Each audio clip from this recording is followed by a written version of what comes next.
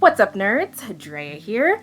Finally back with a traditional video, but not really because we're doing a top 3.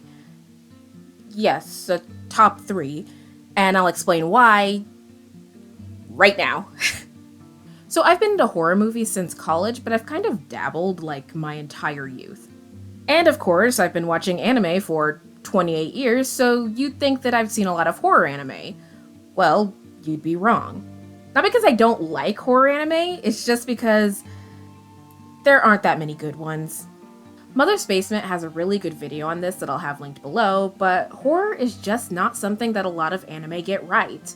However, I did find 3 anime that I would consider pretty decent horror. With, I guess, an asterisk next to one, but we'll get to that when we get to that. So let's go ahead and get started. First, an honorable mention. The Promised Neverland was one of those series that I never imagined would be as good as it was. I've never read the manga, but don't worry, I plan on it. When this series came out, I remember my best friend and I were on the edge of our seats. If this series had continued on the amazing forward momentum of the first season, this would have been a top 4 list. But we all know that the second season doesn't exist. And if it did, it was an absolute mess that tricked non-manga readers into thinking that the people who actually knew what to expect were just being nitpicky, only to pull the rug out from everyone with an absolutely abysmal ending that made it seem like nothing mattered. But like I said, it doesn't exist. With that series out of the way, we'll jump into our number 3. As a younger millennial, a lot of the anime that I watched was either on Toonami, 4Kids, or Adult Swim. And since we're talking about horror anime, obviously it was one on Adult Swim. Now, the thing about watching anime back then, instead of online, is that if you just came across a series, you just kind of jumped in and just went with it. You couldn't really go back to the beginning until the series ended, or they came to a stopping point and they went back around. So that's what happened with this series, but I did end up continuing it. Blood Plus is based on an OVA called Blood the Last Vampire, and this series expands on the ideas and characters of that movie and turns it into an anime that tells you exactly what it is from the first episode. They kill a dog! Poor puppy. Anyway, I was in my vampire phase when I was watching this, so of course I'd be hooked. However, the creatures in Blood Plus are not traditional vampires, but we'll get to that in a sec. First, the story. We follow Saya Otonashi, a high school girl who is obsessed with her track team, but also spends a lot of time in the hospital for reasons she doesn't quite understand. They say it's anemia, but I don't think she really believes it. She lives with her father and her 2 brothers in Okinawa. One night, while she is on her school grounds because she forgot something, she's attacked by a chiropteran, a creature I don't even know how to describe, to be honest. She is then joined by a man named Haji, who helps her realize that she is the only one who can defeat the creature. He gives her a special katana that uses her blood to crystallize and defeat the chiropteran. After this event, Saya starts her journey to rid the world of chiropterans, and also find the meaning of her mysterious past, and why there is footage of her from the 60s floating around. It's a really good series. It has amazing visuals and music, oddly enough provided by Hans Zimmer and Mark Mencina. I highly recommend the series, even though I haven't really seen it in years. Which leads me to the reason why I haven't seen it in years.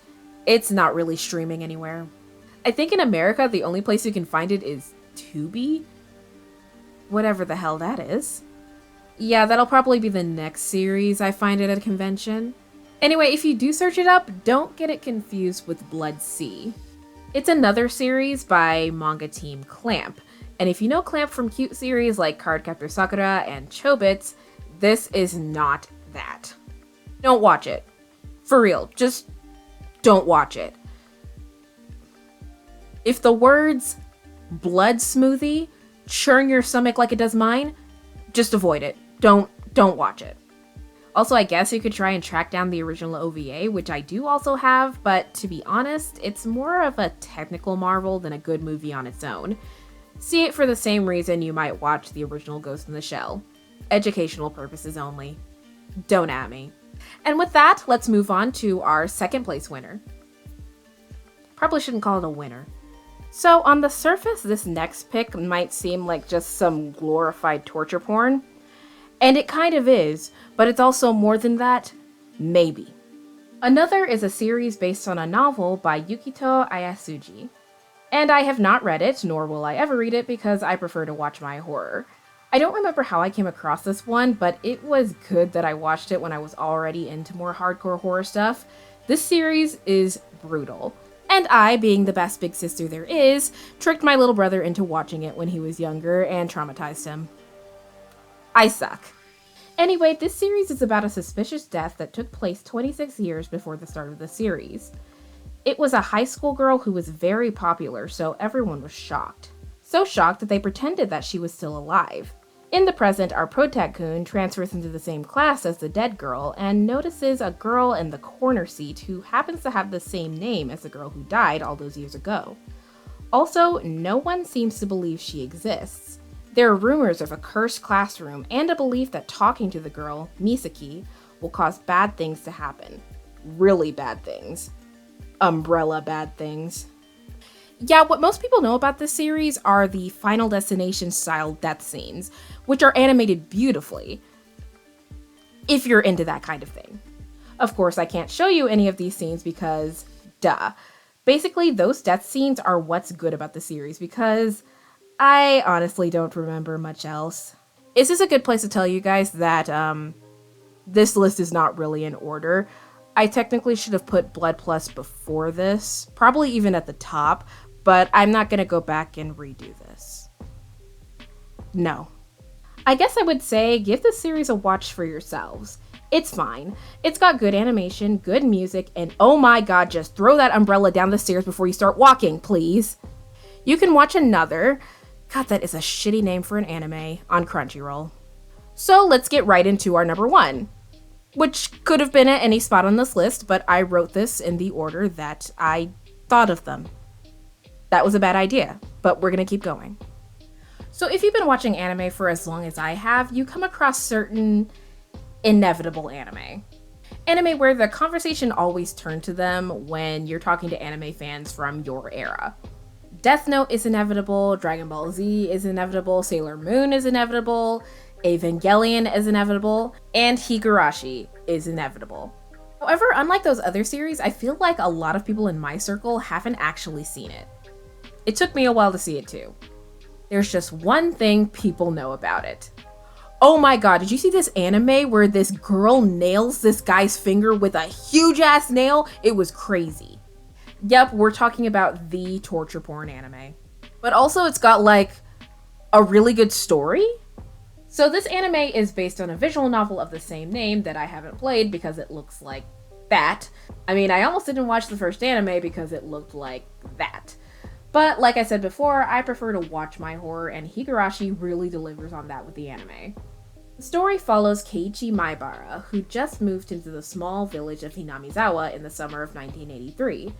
It's a town so small that they only have one school for all the grades, and he has made friends with several of the girls. Everything is peaceful until Keiichi begins to hear stories of some suspicious murders that have taken place over the last 4 years. Apparently, every year during the cotton drifting festival to honor the local god, Oyashiro-sama, someone always dies horribly and another person disappears. When Keiichi asks about the rumors, his friends begin acting very strangely. And I'm gonna stop it there. I think it's best to go in as blind as possible with this anime. I didn't, and I think it kind of hurt my watch of it, but I still love it nonetheless. Higurashi really pulls you in with the atmosphere and sound design. Cicadas will never sound the same to you, which is probably why this series is translated as When the Cicadas Cry. Once you get past the first arc, everything seems sus from then on as you work with our protagonist to figure out what it really means to be cursed by Oyashiro-sama. The animation for the first series is rough, but it does get better after like one season. And then they kind of did a soft reboot, but it's really a sequel in 2020. And I kind of hate the animation. It's with a new studio, and they kind of do something that just kind of bothers me. I've mentioned this before, but I hate it when they make feigned characters have lip fangs instead of actual fangs to indicate how mischievous they are. That's just my personal preference, and that character sucks anyway, so that hasn't stopped me from watching the series. By the way, if you're gonna start the series, please look up an episode guide. Each season is best watched in order. You don't want to watch Go before Kai, and they're not numbered, so unless you consult an episode guide, you're really not gonna know. And you can check out this series on Hulu and Crunchyroll. I don't know if both places have all the episodes, but you'll just have to figure it out. I'm not going to do the homework for you. So that'll do it for today's video. I hope you guys liked it, and please comment down below what your favorite horror series is. Please subscribe if you haven't already, and ring the bell so you're notified when I actually decide to talk about anime on this channel, which is what I set out to do in the first place. Also check out my Instagram where I post whenever I feel like it, despite what my schedule says, and my TikTok where I post when the vibe feels right. Or when I'm manic. And that'll do it for our Halloween special. You were expecting something else? I just did a song, guys. I'm not gonna do another one. Not for a while. Please have a great rest of your day, week, month, and year, and I'll catch you guys later. Bye!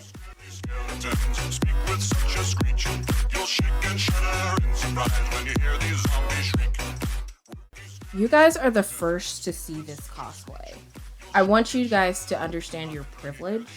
Cosplay didn't happen this year because I've been depressed and busy. So this was gonna be one of my cosplay for Cosplay, and you guys are the first to see it. Congratulations. Instagram doesn't even get to see this yet, unless people from Instagram clicked on this video. Okay, like this shirt, I think it's too small, or my boobs got bigger. That's a distinct possibility. This is also the first time I'm wearing this cosplay. I'm gonna have to get a different shirt, probably. And also, I lost the glasses that I had set aside for this cosplay. This is Gilda from Promised Neverland. And it got messed up. This was part of Cosplay again. So, when you see this one on Instagram, it'll be very different. Very different. Look at this. This is terrible.